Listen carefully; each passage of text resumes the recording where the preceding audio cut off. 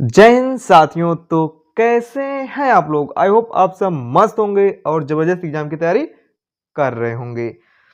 आज हम सामाजिक विज्ञान के महत्वपूर्ण बहुविकल्पीय क्वेश्चनों को कवर करेंगे। इस क्लास में दोस्तों इतिहास और भूगोल के सभी प्रश्न निहित होंगे और इससे ही सभी प्रश्न एग्जाम में आपके छपने वाले हैं। जो अगला क्लास हमारा होगा वो भी 10 मिनट का ही होगा। उसमें अर्थशास्त्र और नागरिक शास्त्र के महत्वपूर्ण क्वेश्चन शामिल होंगे। इससे पहले हमने टारगेट 100 चलाया मैथ के लिए दोस्तों। सभी प्रश्न टारगेट 100 से एग्जाम में छप गए और उसके बाद हमने साइंस के बहुविकल्पीय क्वेश्चनों के लिए चलाया तो साइंस में भी सभी के प्रश्न उसी तरह छप गए जिस तरह हमने पढ़ाया था, उसमें कोई भी चेंजिंग नहीं हुई थी। तो दोस्तों धैर्य के साथ बने रहिए। जो सामाजिक विज्ञान का हमारा क्लास है ये भी हूबहू छपने वाला है। तो चलिए आज का क्लास स्टार्ट करते हैं। प्रथम विश्व युद्ध प्रारंभ हुआ था।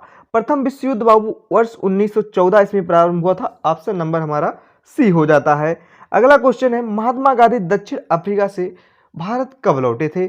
महात्मा गांधी दक्षिण अफ्रीका से भारत वर्ष 1915 में लौटे थे। ठीक, तो ऑप्शन नंबर हमारा ए हो जाता है। अगला क्वेश्चन है भारत वापस आने पर गांधी जी ने पहला सत्याग्रह कहां किया था? तो गांधी जी ने पहला सत्याग्रह कहां पर किया था? चंपारण में किया था। ऑप्शन नंबर हमारा ए सही हो जाता है।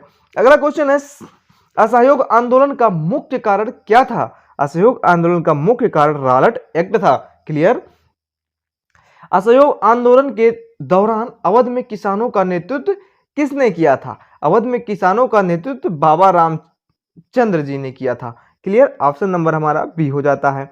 अगला क्वेश्चन है चौरी चौरा कांड किस वर्ष घटित हुआ? चौरी चौरा कांड 1922 ईस्वी में घटित हुआ। ऑप्शन नंबर हमारा सी क्लियर हो जाता है।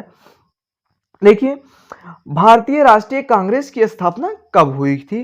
भारतीय राष्ट्रीय कांग्रेस की स्थापना ऑप्शन नंबर ए 1850 ईस्वी में हुई थी। अगला क्वेश्चन है करो या मरो का नारा किसका था? करो या मरो का नारा महात्मा गांधी जी का था। ऑप्शन नंबर हमारा डी हो जाता है। अगला क्वेश्चन है हिंद स्वराज पुस्तक के लेखक हैं। हिंद स्वराज पुस्तक के लेखक महात्मा गांधी जी हैं। क्लियर। ऑप्शन नंबर हमारा सी हो जाता है। स्वराज मेरा जन्म सिद्ध अधिकार है और मैं इसे लेकर रहूंगा, यह कथन किसका है? बाबू यह कथन ऑप्शन नंबर बी बाल गंगाधर तिलक जी का है। अगला क्वेश्चन है वंदे मातरम गीत के रचयिता कौन थे? वंदे मातरम गीत के रचयिता बंकिम चंद्र चटर्जी जी थे। ऑप्शन नंबर हमारा सी हो जाता है। पंजाब में भूमि निम्नीकरण का निम्नलिखित में से प्रमुख कारण क्या है? भूमि निम्नीकरण का पंजाब में निम्नलिखित में से ऑप्शन नंबर डी है पशुचारण। क्लियर। निम्न में से एक कौन सा व्यक्तिगत संसाधन नहीं है? बागान, चारागाह, भूमि। ऑप्शन नंबर डी हमारा क्या होता है? खनिज संसाधन। क्लियर। क्योंकि ये व्यक्तिगत नहीं होता, ये सरकार के अंडर में होता है। निम्नलिखित में से किस प्रांत से सीढ़ीदार खेती की जाती है? तो उत्तराखंड में सीढ़ीदार खेती की जाती है। अगला क्वेश्चन है भारत की सर्वाधिक उपजाऊ मिट्टी है। भारत की सर्वाधिक उपजाऊ मिट्टी जलोढ़ मिट्टी है। ऑप्शन नंबर हमारा ए हो जाता है। ठीक, निम्नलिखित में से किसकी अधिक मात्रा जलोढ़ मिट्टी में पाई जाती है? तो बाबू पोटास भी पाया जाता है, चूना भी पाया जाता है, फास्फोरस भी पाया जाता है। तो ऑप्शन नंबर डी हमारा क्लियर होता है। इसमें से किस राज्य में काली मिट्टी पाई जाती है? इसमें से बाबू गुजरात जो राज्य है इसमें काली मिट्टी पाई जाती है अधिक मात्रा में। तो ऑप्शन नंबर हमारा सी हो जाता है। कपास की खेती के लिए सबसे उचित भूमि कौन सी है? तो बाबू कपास की खेती के लिए काली मिट्टी उचित है। अब इसी से आप अंदाजा लगा सकते हैं जब काली मिट्टी कपास के लिए उपयोगी है तो कपास गुजरात में सबसे अधिक होता है। क्लियर। लाल पीली मिट्टी पाई जाती है। लाल पीली मिट्टी बाबू दक्कन के पठार में पाई जाती है। ऑप्शन नंबर हमारा ये सही होता है। ठीक, इसमें से कौन सी टिप्पणी प्राकृतिक वनस्पति जात और प्राणी जात के ह्रास ह्रास मतलब पतन का सही कारण नहीं है? तो देखते हैं कृषि प्रसार, बृहद स्तरीय विकास परियोजना, पशुचारण और ईंधन लकड़ी एकत्रित करना, तीव्र औद्योगिकरण और शहरीकरण। ऑप्शन नंबर हमारा डी हो जाता है। ये सही कारण नहीं है, बाकी सब सही कारण है। ठीक, वनों के यहां पर क्या है? ये जो है वनों के ह्रास के कारण कौन सी समस्याएं ये क्या है? कौन सी समस्याएं उत्पन्न होती हैं? क्लियर। वनों के ह्रास के कारण कौन सी समस्याएं उत्पन्न होती हैं, तो समस्याएं क्या है बाबू? मृदा अपरदन भी है, वर्षा में कमी भी है, प्रदूषण में वृद्धि भी है, ये सभी। ठीक है ना? तो ऑप्शन नंबर हमारा डी हो जाता है। ठीक, वर्षा के कम वो क्या कहते हैं, वनों की कमी के कारण इतनी सारी चीजें हो सकती हैं, तो ऑप्शन नंबर हमारा डी हो जाता है। हीराकुंड बहुउद्देशीय परियोजना किस राज्य में स्थित है? हीराकुंड से आपको हीराकुंड से आप उड़ीसा को याद कर सकते हैं, ऑप्शन नंबर हमारा सी हो जाता है। इसको देखिए, हीराकुंड तो उड़ीसा, इससे आप ध्यान में रखेंगे।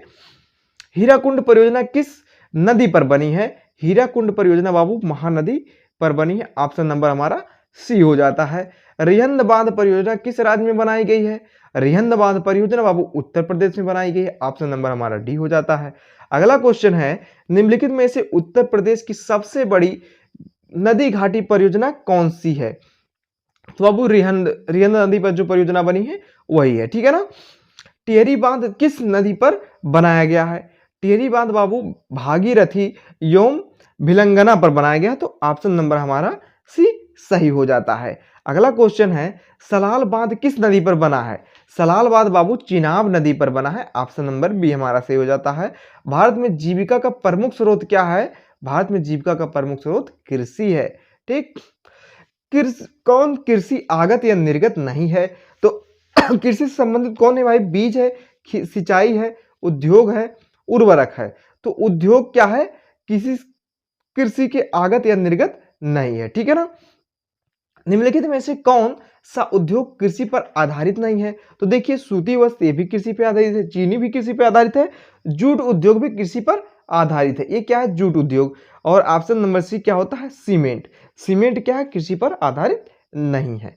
अगला क्वेश्चन है, कर्तन दहलन कृषि या झूम कृषि निम्नलिखित में से किस राज्य में पाई जाती है? तो पहले नंबर तो आप इसे समझ लेंगे, कर्तन दहन क्या है भाई? दहन कृषि क्या होता है? कर्तन दहन कृषि क्या होता है? देखिए बाबू, ये थोड़ा जहाँ पे आदिवासी लोग रहते हैं या कुछ गरीब परिवार के लोग होते हैं, जंगल होते हैं, वहाँ पे वो लोग जंगलों को जला देते हैं कुछ दूरी में और उसको छोड़ देते हैं, फिर वह स्वतः ही उर्वरक मिट्टी हो जाती है, वहाँ की उर्वरता बढ़ जाती है, फिर वहाँ पर खेती की जाती है, तो उसे झूम खेती कहते हैं। क्लियर?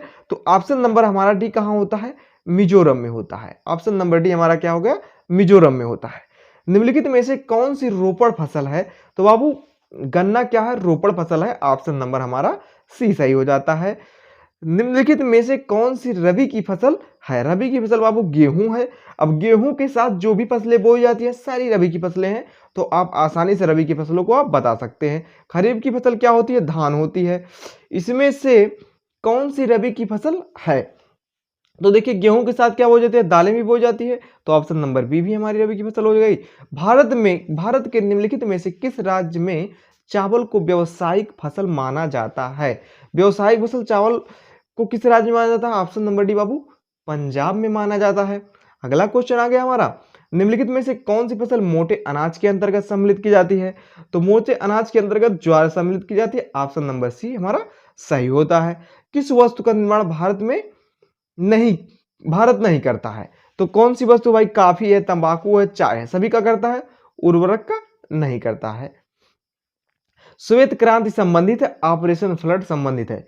श्वेत क्रांति या ऑपरेशन फ्लड किससे संबंधित है आपको बताना है? तो दुग्ध उत्पादन से संबंधित है। ठीक है ना? अगला क्वेश्चन है, निम्नलिखित में से कपास की खेती के लिए कौन सी मिट्टी उत्तम है? कपास की खेती के लिए बाबू अभी हमने आपको बताया कि काली मिट्टी उत्तम है, तो ऑप्शन नंबर हमारा सी हो जाता है। अगला क्वेश्चन है, निम्नलिखित में से कौन खनिज अवक्षयित पदार्थ के अवशिष्ट भार को त्यागता हुआ चट्टान के अपघटन से बनता है? तो कौन सा है बाबू? है क्या? कोयला, ऑप्शन नंबर ये हमारा सही होता है। ठीक, अगला क्वेश्चन है, मुंबई प्रसिद्ध है, मुंबई प्रसिद्ध है किस क्या कहते हैं? मुंबई हाई क्या है? मुंबई हाई प्रसिद्ध है बाबू पेट्रोलियम के लिए, ऑप्शन नंबर हमारा ये सही होता है। कोरबा प्रसिद्ध है बाबू, कोरबा ऑप्शन नंबर भी कोयले के लिए प्रसिद्ध है, कोरबा कोयला, इसे आप याद रखते हैं। हेमेटाइट का संबंध किस खनिज से है? तांबा से, बॉक्साइट से, सोना से, लौह अयस्क। तो हेमेटाइट का संबंध बाबू ऑप्शन नंबर डी लौह अयस्क से है। एल्थ्रेसाइड का संबंध किस खनिज से है? एल्थ्रेसाइड का संबंध बाबू कोयले से है। क्लियर।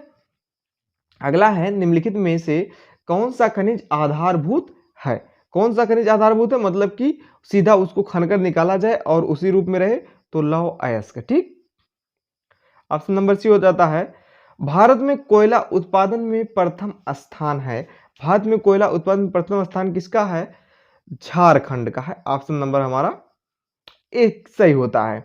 देखिए झरिया प्रसिद्ध है, झरिया प्रसिद्ध है बाबू कोयले के लिए, तो हमारा ऑप्शन नंबर ए हो जाता है कोयले के लिए। रानीगंज कोयले की खान स्थित है, रानीगंज कोयले की खान पश्चिम बंगाल में स्थित है। अगला क्वेश्चन हमारा निम्नलिखित में से कौन सा ऊर्जा संसाधन नहीं है? तो ऊर्जा संसाधन बाबू कौन सा नहीं है? मैग्नीज। Option number D.